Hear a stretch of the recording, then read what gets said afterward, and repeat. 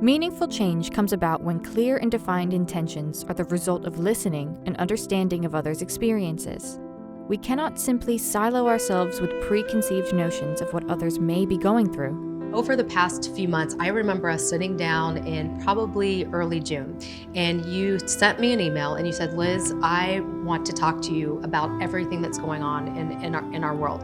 I'm really just trying to figure it all out. Yeah, I think I remember back to that email. I think I put the subject line as help. Help. And I wanted to reach out to someone that I knew as someone that had been a mentor to me.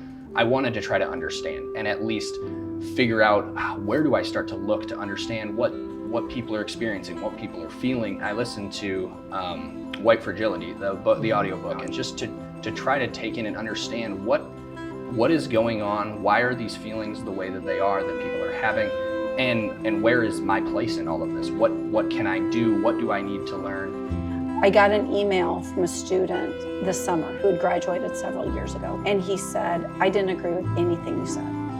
He said, you know, in my mind, you are way too progressive. In my mind, you represented everything that I had been taught that we don't believe in my family. And he said, I just want you to know, as I've been watching everything that's happening in the world and associated with the death of George Floyd, I want to let you know I'm remembering those things that you said. And I'm remembering the way that you said we have the ability to change society and the course of society through our actions. And he goes, I just want to let you know I'm marching with Black Lives Matter, that night. So in one word, what have you learned? I would say listen. I think that's the biggest thing for me. Open up, listen, and then try to take the advice that maybe somebody who has had a negative experience, somebody that has experienced things that we would hope they never would have experienced. Sitting and listening and trying to bring it all in and understand what someone else's experience is has been something that I think everyone would do very well to do.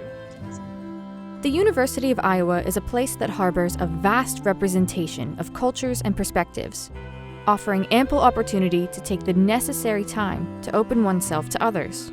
Once we truly understand the feelings and perspectives of others, we can act on our empathetic nature to help improve upon the campus climate for everyone.